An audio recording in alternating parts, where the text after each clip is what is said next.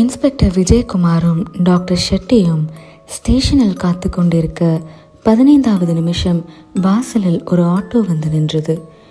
இளவயதில் ஒரு ஆணும் பெண்ணும் ஆட்டோவன் என்றும் இறங்கி உள்ளே வந்தார்கள். 2 பேரின் முகங்களிலும் கணிசமான கலவரம். விஜயகுமார் கேட்டார், ஃபோன் பண்ணது நீங்கள் தானா? ஆமாம் இன்ஸ்பெக்டர்.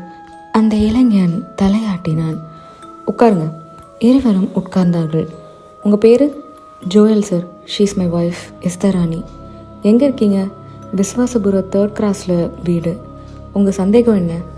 செயின்ட் மேத்யூ சர்ச்சுக்கு பின்னாடி இருக்கிற கல்லறை தோட்டத்தில் 2 நாட்களுக்கு முன்னாடி கண்டுபிடிச்ச ஒரு பொண்ணோட டெட் பாடி அநேகமாக என்னோடய மைத்துனி வெரோனிகா ராணியோட தான் இருக்கலாம் நினைக்கிறேன் சார். வெரோனிகா ராணி உங்கள் ஒய்ஃபோட சிஸ்டர் தானே? ஆமாம். ஃபோட்டோ வச்சுருக்கீங்களா? இருக்குது.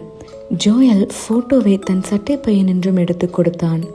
விஜயகுமார் அதை வாங்கி பார்த்துவிட்டு டாக்டர் ஷெட்டியிடம் கொடுத்தார். பின் ஜோயலை ஏறிட்டார். கல்லறை தோட்டத்தில் கிடைச்ச பொண்ணோட டெட் பாடி வெரோனிகா ராணியோடது தான்னு எப்படி சந்தேகப்படுறீங்க? பேப்பரில் பார்த்த விவரங்களை வச்சு தான் சார். வெரோனிகா ராணி காணாமல் போய் கிட்டத்தட்ட 15 நாள் ஆகுது. சினிமாவுக்கு போகிறேன்னு கிளம்பி போனவ வீட்டுக்கே திரும்பலை. அவள் வீட்டை விட்டு போகும்போது வயலட் நிற சேலையும் ஜாக்கெட்டும் உடுத்தியிருந்தா. கல்லறை தோட்டத்தில் கிடைச்ச டெட் பாடியிலும் அதே வயலட் நிற சேலை தான் இருந்திருக்கு. காதில் இருந்த இமிட்டேஷன் கம்மலும் வெரோனிகா ராணி போட்டுட்டு இருந்த டிசைன் தான். வெரோனிகா ராணி காணாமல் போய் எத்தனை நாள் ஆச்சுன்னு சொன்னீங்க? 15 நாள். போலீஸில் ரிப்போர்ட் கொடுத்துருந்தீங்களா? ஆமாம். வெரோனிகா ராணி படிச்சுட்டு இருந்தாலா வேலைக்கு போயிட்டு இருந்தாளா? +2 வரைக்கும் படிச்சுட்டு ஏதாவது வேலையில் சேர்கிறதுக்கு முயற்சி பண்ணிகிட்டு இருந்தா. அவளுக்கு ஏதாவது காதல் விவகாரம் இருந்ததா? இருந்த மாதிரி தெரியல சார். மிஸ்ஸஸ் சிஸ்டர் உங்களுக்கு தெரியுமா? என்னோட சிஸ்டர் அப்பேற்பட்டவ இல்லை இன்ஸ்பெக்டர். அவள் யாரையாவது லவ் பண்ணியிருந்தா கண்டிப்பாக என்கிட்ட சொல்லியிருப்பா. சினிமாவுக்கு அவள் மட்டும்தான் தனியாக போனாளா? ஆமாம். எந்த தியேட்டருக்கு போகிறதா சொல்லிட்டு போனா? மிட்லண்ட் தியேட்டருக்கு போனவ செயின்ட் மேத்யூ சர்ச்சின் கல்லறை தோட்டத்துக்கு எப்படி வந்தா? வெரோனிகா ராணி சர்ச்சுக்கு ரெகுலர் கோயரா? ரெகுலராக போக மாட்டா. ஏதாவது விசேஷ காலங்களில் மட்டும் போவா. கல்லறை தோட்டத்திலேருந்து தோண்டி எடுக்கப்பட்ட பாடியை ஃபோட்டோகிராஃபர் பல கோணங்களில் ஸ்னேப் பண்ணியிருந்தார். அந்த ஃபோட்டோக்களை உங்களுக்கு காட்டுறேன். ஃபோட்டோக்களை உன்னிப்பாக பார்த்து அது வெரோனிகா ராணி தானான்னு கன்ஃபார்ம் பண்ணுங்கள் சொன்ன இன்ஸ்பெக்டர் விஜயகுமார் பக்கத்தில் நின்றிருந்த ஒரு கான்ஸ்டபிளுக்கு கண்ணை காட்ட அவர் உள்ளே போய் ஒரு பழுப்பு நிற கவரை கொண்டு வந்தார்.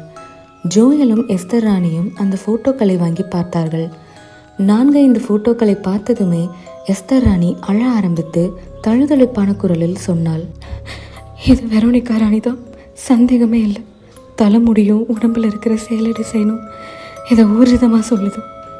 அது வரைக்கும் ஒன்றும் பேசாமல் இருந்த டாக்டர் ஷெட்டி ஃபாரன்சிக் ரிப்போர்ட்டின் ஒரு பகுதியை அவசரமாய் புரட்டி பார்த்துவிட்டு எஸ்தர் ராணியை ஏறிட்டார். அந்த பாடி வெரோனிகா தானான்னு 100% கன்ஃபார்ம் பண்ணுறதுக்கான ஒரு தகவல் இதில் இருக்குது. என்ன சார்? வெரோனிகாவுக்கு கொஞ்சம் தூக்கலான பல் வரிசையா? ஆமாம். அதை பல் டாக்டர் கிட்ட போய் கம்பி வச்சு கட்டிக்கிட்டாளா? ஆமாம். டாக்டர் ஷெட்டி இன்ஸ்பெக்டர் விஜயகுமாரிடம் ஃபைலின் ஒரு பக்கத்தை காட்டினார்.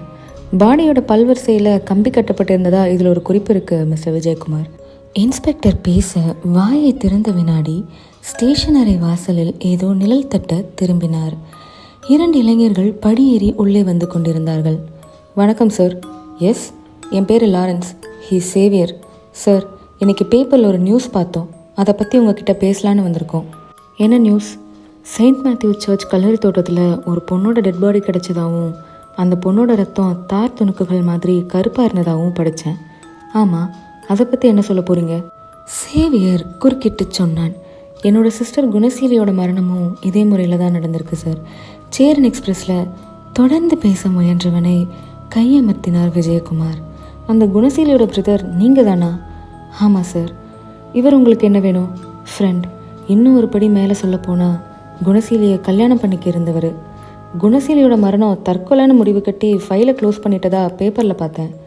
அதை நாங்கள் நம்பாமல் தான் உண்மையான குற்றவாளியை கண்டுபிடிக்கிறதுக்காக மெட்ராஸ் வந்தோம். இங்கே வந்தால் சில எதிர்பாராத செய்திகள். விஜயகுமார் நிமிர்ந்தார். எதிர்பாராத செய்திகள்னா? லாரன்ஸும் சேவியரும் மாற்றி நடந்த நிகழ்ச்சிகளை சொல்ல டாக்டர் ஷெட்டியும் இன்ஸ்பெக்டரும் உன்னிப்பாய் கேட்டார்கள். இப்போ நீங்கள் தேவக்கோட்டையில் இருந்தா வரீங்க? ஆமாம் சார். அந்த ரமணியை பார்த்தீங்களா? பார்க்கல. அவள் வீட்டுக்கே வரலையா?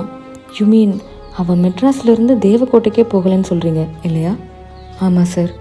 ரமணி ஹாஸ்டல்லையும் இல்லாமல் வீட்டுக்கும் போகாமல் எங்கே போயிருப்பா? அதுதான் சார் எங்களுக்கும் குழப்பம். விஜயகுமார் ஜோயலின் பக்கம் திரும்பினார். ஜோயல், இந்த குணசீலிங்கிற பேரையும் ரமணிங்கிற பேரையும் எங்கேயாவது எந்த சந்தர்ப்பத்திலாவது கேள்விப்பட்டிருக்கீங்களா? ஜோயல் யோசித்து விட்டு இல்லை என்று தலையாட்டினான். Yes sir. நீங்கள்? கேள்விப்பட்டதில்லை. லாரன்ஸ் சேவியர் சார், வெரோனிகா ராணிங்கிற பேரை எந்த சந்தர்ப்பத்திலாவது கேள்விப்பட்டிருக்கீங்களா? இல்லை சார். விஜயகுமார் நெற்றியை பிடித்து கொண்டு குழப்பமாய் கண்களை மூடினார். போலீஸ் கமிஷனர் அலுவலகம். மழை பெய்து கொண்டிருந்த ஒரு மத்தியான நேரம் கமிஷனர் ரங்கதாஸ் தனக்கு எதிரே உட்கார்ந்திருந்த கிரைம் பிரான்ச் ஆஃபீஸர் விவேக்கிடம் கேட்டுக்கொண்டிருந்தார். அந்த ஃபைலை பார்த்தீங்களா Vivek? Black blood deaths file தானே சார்? ஆமாம், பார்த்தேன். விவகாரங்கள் குழப்பமாக இல்லை? குழப்பந்தான். சேரன் எக்ஸ்பிரஸில் பயணப்பட்ட குணசீலி உள்ளே தாளிட்ட லாவற்றிக்குள்ள கருப்பா ரத்தம் கக்கி மரணம். மெட்ராஸ் செயின்ட் மேத்யூ சர்ச் கல்லறை தோட்டத்தில் கிடைச்ச பாடியிலையும் ரத்தம் கருப்பாக இருந்ததுக்கான அடையாளங்கள்.